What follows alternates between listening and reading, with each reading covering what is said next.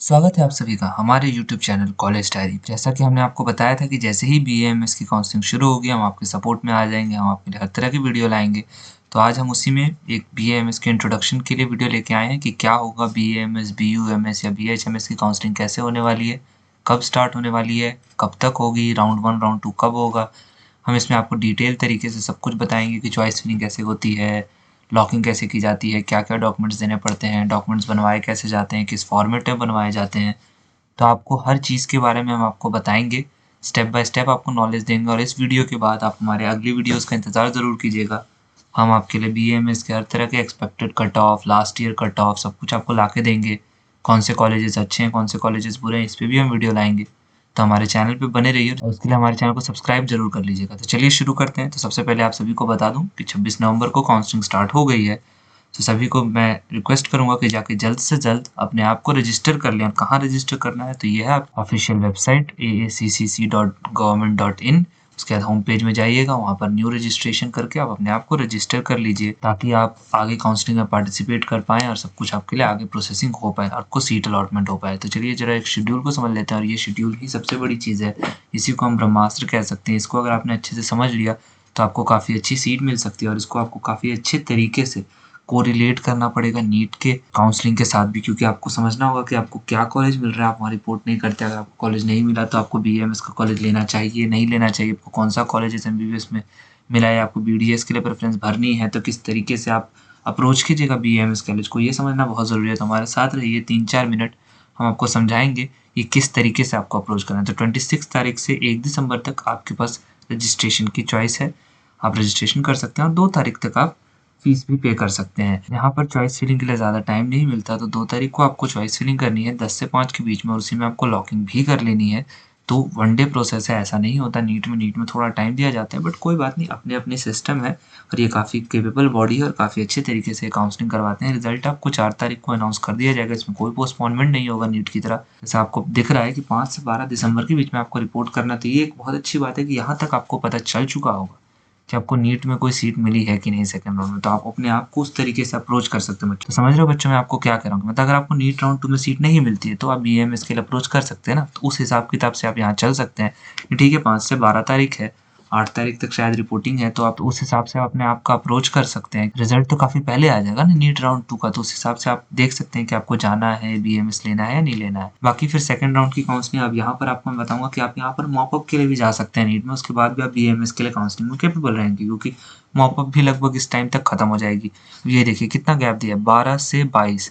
ये बिल्कुल उसी तरीके से दिया जाता है बच्चों, ताकि आप जो मॉप अप राउंड है उसे खत्म कर लिया जाए, ताकि बच्चों को क्लियर हो जाए कि उन्हें सीट मिली है कि नहीं मिली है, तो फिर वो बीएमएस के लिए अप्रोच कर सकें। काफ़ी कोऑर्डिनेशन के साथ बनाया जाता है नीट का एमबीबीएस और बीएमएस की काउंसलिंग को, ताकि बच्चे उस हिसाब से अप्रोच कर सकें। नहीं तो बहुत घिच-पिच हो जाएगा कि भाई एमबीबीएस मिल रहा है कि नहीं मिल रहा है। जो एज पे स्टूडेंट होते हैं उनको काफ़ी कन्फ्यूज़न हो जाता है। तो यहाँ पर 22 से 26 के लगभग में आपको पता चल जाएगा कि आपको कोई भी सीट मिली है कि नहीं। मोस्ट ऑफ द स्टेट्स की काउंसलिंग भी तब तक खत्म हो जाएगी, तो फिर आप बीएमएस के लिए आराम से अप्रोच कर सकते हैं। हम आपको ये भी बताएंगे कि स्टेट्स को काउंसलिंग कब तक करनी है, वो हमारे नेक्स्ट वीडियो में आप उसके लिए बने रहिए। हम उसमें आपको डिटेल बताएंगे कि किस किस स्टेट में बीएमएस की काउंसलिंग कैसे कैसे होने वाली है और क्या अप्रोच रहेगा उन स्टेट्स का काउंसलिंग का। 27 तारीख को आपको लॉकिंग हो जाएगी, 30 तारीख को आपको रिजल्ट आ जाएगा और लगभग 31 से 9 तारीख, मतलब यहाँ भी आपको 10 दिन के लगभग दिए जा रहे हैं रिपोर्टिंग के लिए।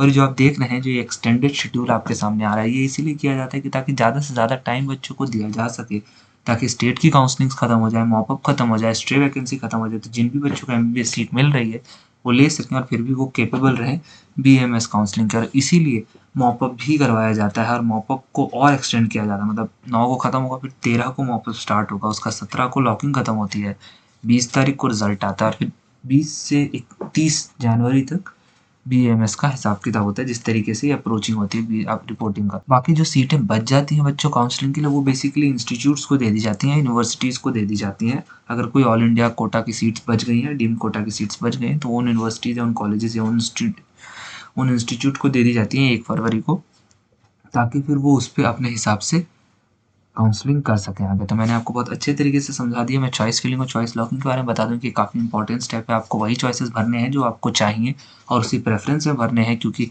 दिक्कतें हो जाएँगी अपग्रेड करते समय। आप फ्रेश चॉइस फिलिंग वैसे तो होती है इसमें, तो थोड़ा सावधान रहिएगा चॉइस फिलिंग को लेके।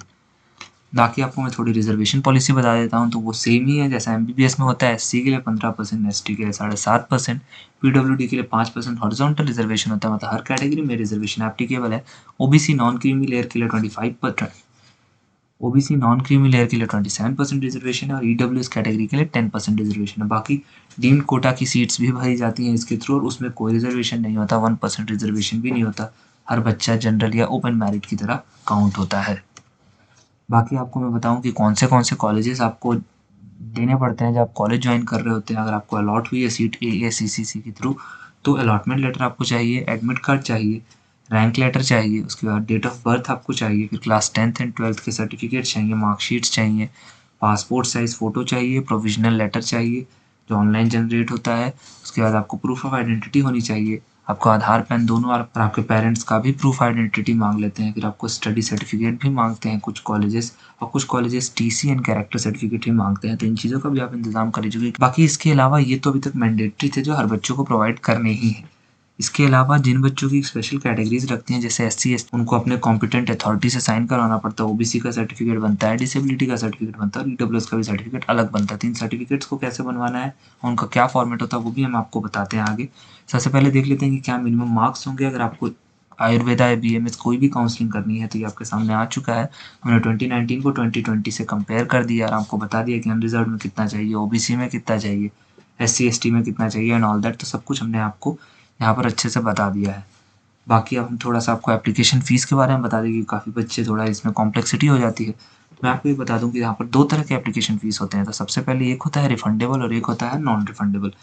तो मैं आपको सबसे पहले गवर्नमेंट एडेड कॉलेजेस का बता दूँ, तो नॉन रिफंडेबल जो रजिस्ट्रेशन फ़ीस होती है वो अनरिजर्व्ड स्टूडेंट्स के लिए ₹1000 और ₹500 बाकी रिजर्व्ड स्टूडेंट्स के लिए जो कुछ भी है, पीएच हो, ओबीसी हो, एससी हो, एसटी हो, कुछ भी। इसके बाद आपको रिफंडेबल सिक्योरिटी अमाउंट देनी पड़ती है जो काइंड ऑफ एक अमाउंट होता है ताकि बच्चे काउंसलिंग का फ़ायदा ना उठा सकें। इसीलिए अगर आपने कुछ गलती की थी, ये फ़ीस आपकी रिफंडेबल नहीं होती, फॉरफिट हो जाती है। तो ₹10,000 अनरिजर्व्ड कैंडिडेट्स के लिए, ₹5000 SC, ST, OBC and pH candidates के लिए। अब आपको अगर हमें डीम्ड यूनिवर्सिटीज़ की भी काउंसलिंग करनी है, मतलब अगर आपको सिर्फ गवर्नमेंट एडेड इंस्टीट्यूट या गवर्नमेंट कॉलेजेस या एनआईएससीयू कॉलेजेस की अगर काउंसलिंग करनी है तो आपका ये फ़ीस लगेगा जो मैं आपको सामने दिख रहा है। लेकिन अगर आपको डीम्ड की भी करनी है, तो डीम्ड की भी करनी है तो डीम्ड की आप जैसे ही करते हैं तो आप सेंट्रल वाली भी फ़ीस उसी में इंक्लूडेड होती है।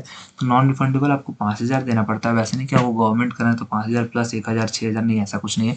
ये सेम फॉर ऑल कैंडिडेट्स होता है, इसमें कोई रिजर्वेशन नहीं। तो हर कैंडिडेट को अगर डीम्ड और गवर्नमेंट दोनों की काउंसलिंग करनी है तो उसे ₹5000 देने पड़ते हैं। और यहाँ पर रिफंडेबल सिक्योरिटी अमाउंट थोड़ी ज़्यादा होती है, 50,000 होती है। एमबीबीएस और बीडीएस में और कंपैरेटिवली ज़्यादा होता है, 2 लाख होती है सिक्योरिटी फीस, तो यहाँ पर 50,000 है। यह सिक्योरिटी फीस बस इसीलिए ली जाती है ताकि प्राइवेट काउंसलिंग का फ़ायदा ना उठाया जा सके, कॉलेजेस को नुकसान हो सकता है अगर उनकी सीट वैकेंट रह जाती है। अब आती है बात कि सर ये जो हमने 50,000 या 10,000 दिए कब वापस आते हैं। तो जब भी काउंसलिंग खत्म हो जाएगा उसके 15 दिन के लगभग आपको एक नोटिस जारी होगा, और जब भी ये नोटिस जारी हो जाए बच्चों, तो उस नोटिस से 2-3 महीने बाद आपको ये फ़ीस रिफ़ंड होगी। तो मैं आपको बता दूँ कि लगभग 30 जनवरी को काउंसलिंग खत्म होगी, तो लगभग फ़ेब के मिड या एंड में आपको नोटिस जारी होगा, तो आप ये फ़ीस लगभग अपनी जो 50 या 10,000 रुपये है ये अप्रैल तक रखिए, आपके सेम अकाउंट में वापस आ जाएगी। इसीलिए ये रिकमेंड किया जाता है कि आप उस अकाउंट को एक्टिव रखिए जिससे आपने सबसे पहले ट्रांज़ैक्शन किया था।